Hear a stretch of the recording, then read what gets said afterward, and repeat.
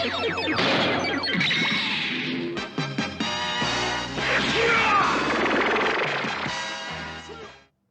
guys, Analog Man here for another late night deck profile, and once again, we're going to be doing blue, but this time blue cyborg hybrids. Um, as you know, that the main boss of the new blue hybrid deck is actually in fact the cyborg, and my channel does focus on cyborg Digimon at the moment. So I wanted to make a deck of this, or I've been wanting to ever since I found out about Magna Gururu and the fact that he was a cyborg. So I went and essentially built my version of it, and it's kind of like a turbo build, but I hope you guys like it.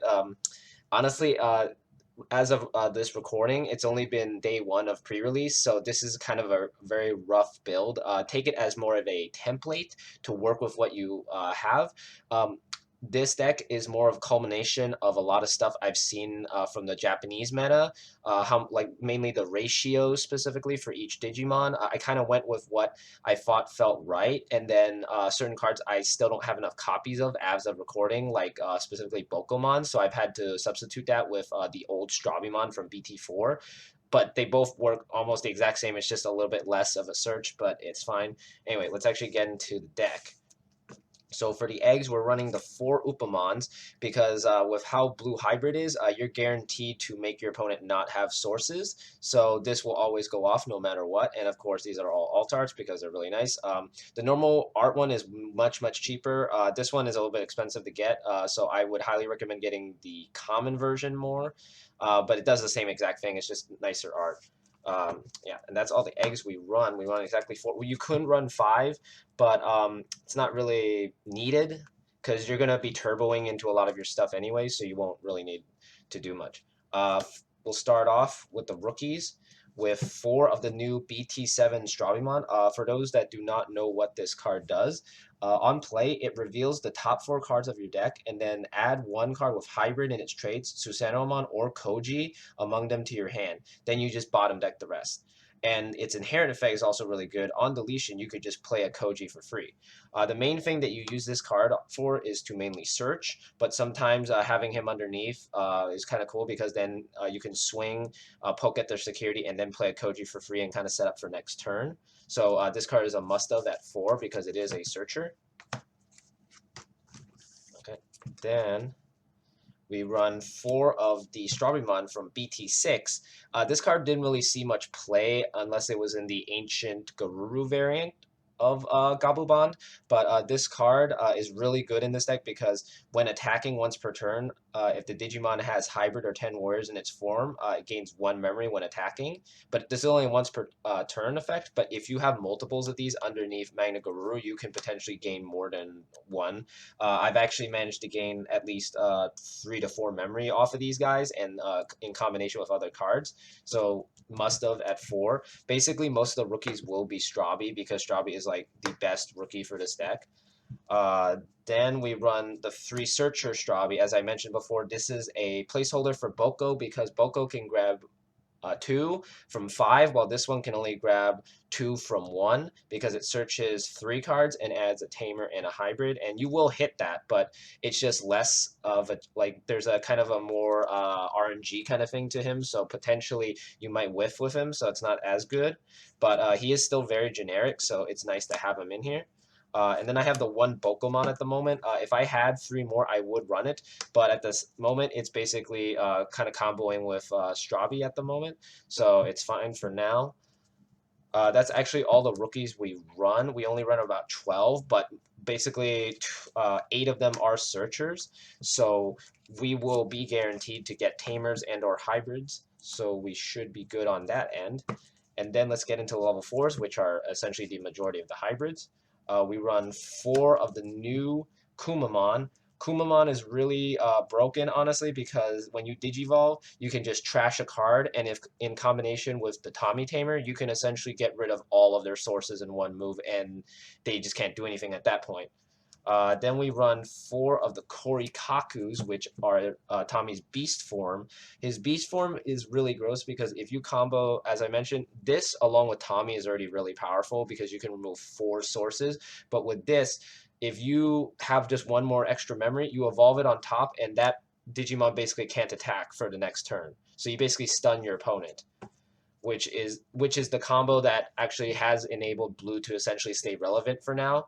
So it's pretty nice up until maybe X antibody where you can't remove it. But for now, this is actually really busted still, and the ban list did not even hurt this whatsoever. Like one ice wall doesn't really do anything to this deck. This deck still turbos through. Then we run 4 Kendo Garurus. The reason why we run this is because it can evolve on top of a level 4 for 1 cost. And also Korikaku can also do the same thing, as you can see from this. These two can actually evolve on top of any level 4s, any one of each other, for 1 cost, which is really nice because then you can memory choke. And the best part about Kendo is that if he evolves on top of any hybrid, he will basically get jamming, so you're guaranteed for him to survive as long as it's not an option card. But yeah, that's all the level 4s we run. We run 12, and all of them are very easy to summon out, very easy to evolve on top of the other Strawbies. It's very solid. For level 5s, we don't really run much, but we run 4 of the new Beowulfmon because his ability allow all of the new level 5 hybrids all have the same effect where if you evolve this on top of a hybrid that has a tamer underneath, you can reduce the cost from the 3 that it costs right now to just 1. So evolving this on top is really crucial because then you can memory choke your opponent much better, and also the fact that when attacking, you can remove a hybrid from underneath this guy and bounce back a level 4 or lower. So it has really good value when attacking too, and it's pretty big. It's a pretty chunky, like 7,000. So it's really nice. That's all the level 5s we run. You don't really need to run that many level 5s in this build because you can warp evolve up into the level 6, which we'll see in a second. For level 6s, we're running the 4 Magna Garurus. This guy's the heart and soul of the deck. This guy's abilities are super overpowered. I can see why he's 4 memory cost because he's just so powerful. When digivolving, when attacking, he can basically return 1 card with hybrid underneath and just bounce it back, but it has to be like the same level. So essentially, if you want to get rid of level 6, you have to basically put a level 6 like this underneath it to bounce it. But it's really easy to do that with the Tamer Koji. So yeah, and then the secondary part to his other effect is that when an effect adds a card to your hand, you can unsuspend him. So you can basically do kind of like a Gobblebon combo where you just keep unsuspending. You can only unsuspend 2 times though because his ability is only once per turn, but you should be able to get 2 swings in and be able to gain memory off of the other guys. So it's very nice. That's all the level 6s we run. We don't run any other level 6s because this guy is already plenty enough for the deck. He's like the main dude, but most of the time you don't need him because you can already kind of hybrid rush them to death. We're going to go in the options now. We're going to go into 3 Hammer Sparks, 2 Howlings because, memory. You want to get memory so you can do all your hybrid stuff. 1 Cocytus and 1 Ice Wall because Ice Wall is really powerful still even at 1. And if they hit into this, it's basically an extra Hammer Spark. So really nice. That's basically all the options we run because we kind of want to run it lean. The main objective of this deck is to go into hybrids, evolve, and just swing. Essentially, so it's just kind of a rush deck, but it's a blue rush deck that gets rid of Digivolution sources and kind of stuns your opponent so that you can swing in for game. For all the tamers, we run actually a lot. We run 4 Kojis, we run 3 Tommies, we run 3 Davises, and then the 1 Sora and Joe. So in total, we have 10 tamers. Koji, for those that you don't know, this guy is essentially one of the 2 tamers from the set that are super broken because they're really generic. Basically, once per turn, you can just place 5 hybrids underneath this tamer from your hand, and you just you warp evolve into this for its cost. And the cool thing about this card is that it doesn't specify color, so potentially if you wanted to, you could make a rainbow hybrid deck and just put a ton of weird effects onto him and make him super overpowered.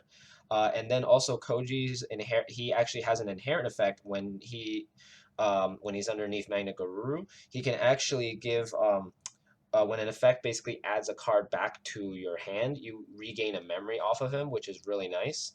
Magna Garuru will always do that. So if you evolve this into him, um, you will always gain that memory, and in conjunction with the Stravimon, you can potentially get 2 more memory back and evolve into another tamer or a hybrid.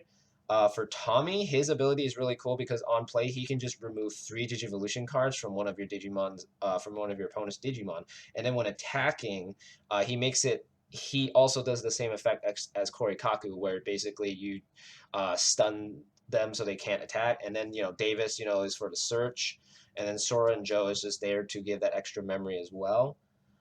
That's basically the deck at the moment. As I mentioned in the beginning of this video, this is still a very rough template of the deck. It's going to take a little bit of testing to figure out exactly the perfect ratios, but for now in testing, this has actually been very fast, and it's actually done its job very well. I would, as I mentioned, I would recommend taking these out and putting in 3 more Bokos, because Boko has an ability where basically on play you get to search 5 cards, and then add one hybrid and tamer. But the best thing is his secondary effect is where when one of your tamers digivolves, you gain 2 memory. So if you have this out already on field and you just keep evolving, you can be, it's only once per turn, but like you can basically extend your turn slightly more and maybe go into Korikaku or go into Kendo Garuru or something, and it just keeps going. And the cool thing is that since they're all level 4s, you can just continuously just evolve one on top of them. So it's really cool how that works with the hybrids and how they function. So putting in more Bokos would be a better option. If you wanted to, you could put another level 6 in here, but I feel like the main focus of the deck is Magna Garuru, so it's better to focus on him and the hybrids. So yeah. Anyway, thank you for watching. Let me know what you thought of this deck. And leave like, comment, subscribe, all that. I mean, I'm always trying, as I've said in all my videos, I'm always trying to improve my decks and trying to make them at least meta worthy. And this deck is really good. I just need a few tweaks to it, and I would love some advice on it as well. So anyway, thanks for watching, and I'll see you guys next time.